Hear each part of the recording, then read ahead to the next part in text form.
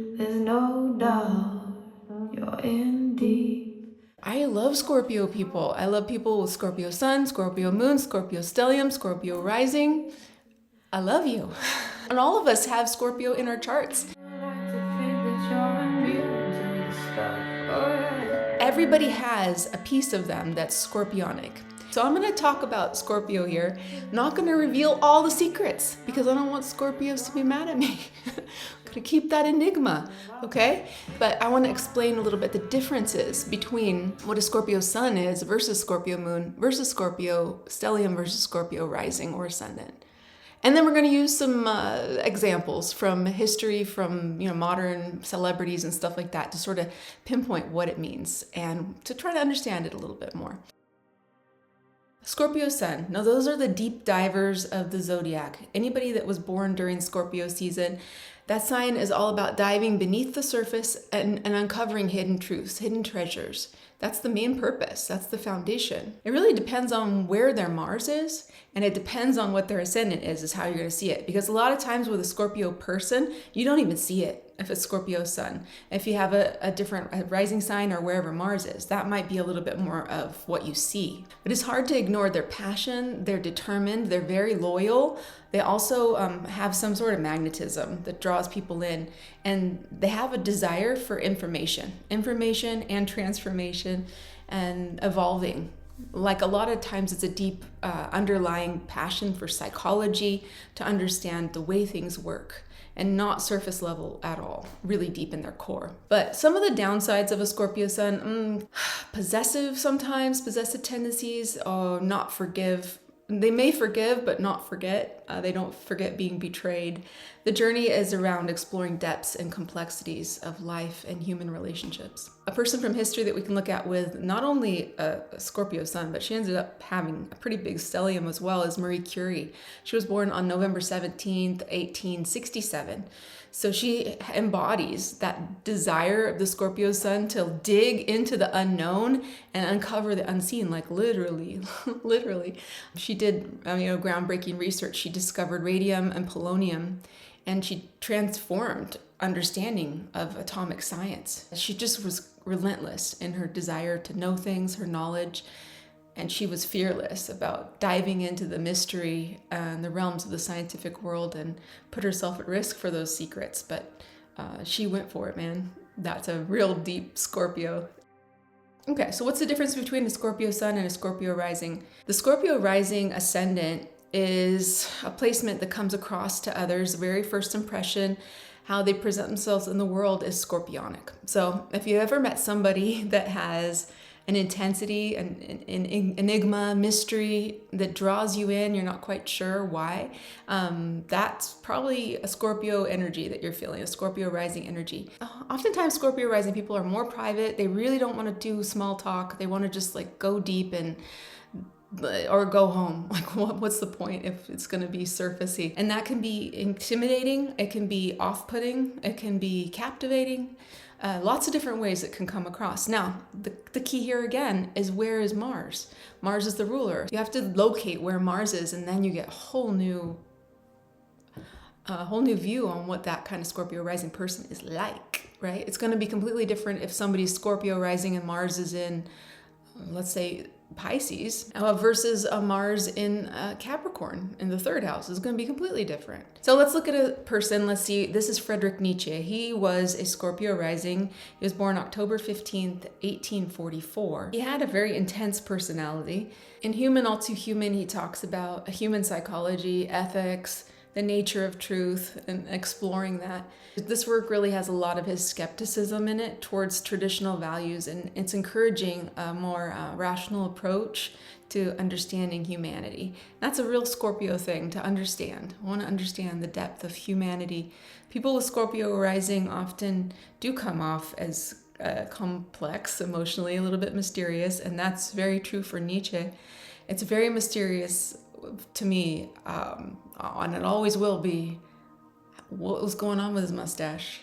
I'm never gonna get over that mustache. It's like, bro, that mustache is out of control, man. Anyway, he challenged societal norms, and he believed in the idea of the will to power. and that promotes personal growth and transformation. Next up is Scorpio Moon. Scorpio Moon's complicated because technically Scorpio and the Moon, that's a challenging spot for the Moon. In the dignity scheme, that's a fallen moon. Now, don't be scared if you have a Scorpio Moon and be like, ah. The same thing goes for Scorpio Venus, right? Any of these planets that are outside of your comfort zone, it just makes it different. It's just a different filter on it. And I find them beautiful, to be honest. So moving into Scorpio Moon, this placement governs emotions and the subconscious. So people with Scorpio Moon are going to feel profoundly intense inside, and they might not show it. It might be private. Their intense feelings might be kept to themselves. So if you imagine having a roller coaster of emotions that you navigate with depth and complexity, that's what it's like. Also, Scorpio Moon people have a strong intuition. Oftentimes there's issues with mom or mother figures or being a mother. There's always something mixed in there with Scorpio Moon for that. It's just part of the deal. It can be challenging, but it can also bring a lot of strong will to overpower those feelings and overcome challenges. Scorpio Moons can struggle with jealousy, with trust, needing to work through those feelings to find stability. To explore this a little more, we can look at Beyonce's chart. She was born on September 4th, 1981, and she has a Scorpio Moon. And this gives her a big advantage, actually, an emotional depth that comes through in her music. This placement means she's going to feel very intensely, like she can bring her audience in and connect deeply with them by tackling complex themes like empowerment and love. It's really self-evident with Beyonce that she has a big work ethic, right? And she's passionate in her nature, and that emotional complexity comes out in her songs, and she expresses a very vulnerable side as well, and a strength. Next up is the Scorpio Stellium, and what that means is when someone has 3 or more planets or points in Scorpio. So I would count the points, like the ascendant, the descendant, the MC, or the IC. I would count that as part of a stellium. So the concentration of Scorpio energy, it doesn't mean you have to even have Scorpio Sun or Scorpio Moon or Ascendant. You can still be very Scorpionic in your presentation. It depends on what planets are involved, of course, but that influence can vary widely. If somebody has, for example, Venus in Scorpio, that's going to be affecting their emotional connections, their desires, what they find beautiful, what they find stimulating. And love and relationships are going to be related to that, very passionate. Meanwhile, if you have Mars in Scorpio, for example, that can indicate some fierce ambition, deep, strong drive, a desire to pursue goals, and going further and harder than most. That doesn't sound right. I'm sorry. Mars in Scorpio. Okay. Going deeper. God, Mars in Scorpio, pursue their goals. Okay, I'm gonna leave it at that. So having multiple planets in Scorpio means that these people are more likely to feel the need to dig deep, to transform, to connect on a different level with the world in a very profound way.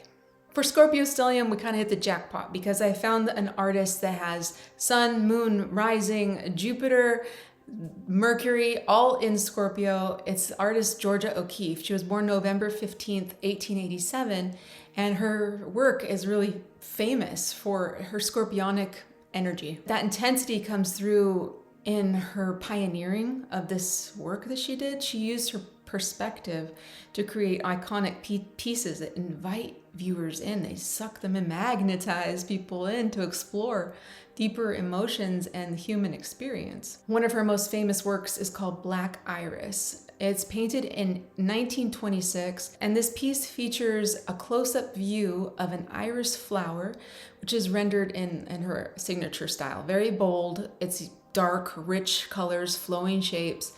It's very sensual. It's very mysterious. Looks very reminiscent of something else. A lot of historians, art historians, and critics, they see that this is a piece of a reflection of O'Keeffe's connection to her exploration of her femininity, her sensuality, her sexuality. And the way the petals are twisting and turning, that could be interpreted as embodying that intensity, emotional complexity associated with scorpionic energy. Georgia O'Keeffe did create Black Iris at a time when she was increasingly focused on flowers and using them as subjects for deeper themes of beauty to explore in a safe way. I'm going to share one of my little secrets with you right now. You may have noticed this bracelet that I'm wearing. This is a moonstone bracelet by Otter Spirit.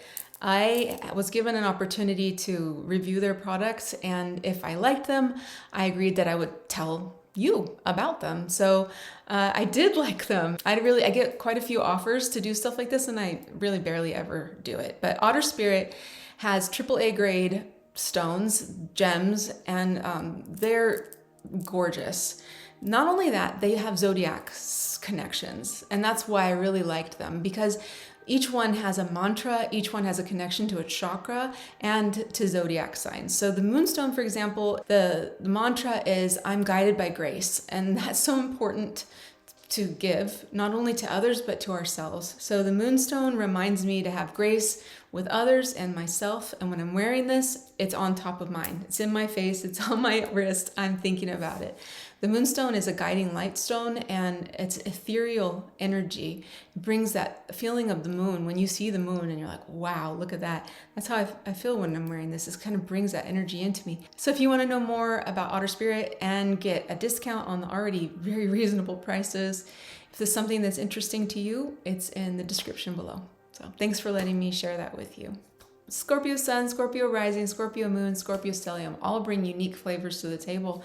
And whether it's that identity through the sun, or it's the presence of the rising, or it's the emotional depth of the moon in Scorpio, or that intensified trait of Scorpio Stellium, the placements really paint a detailed picture that can manifest in different individuals. And it's something quite beautiful. I like you just the way you are. I hope you have a beautiful Scorpio season, and I'll talk to you next time.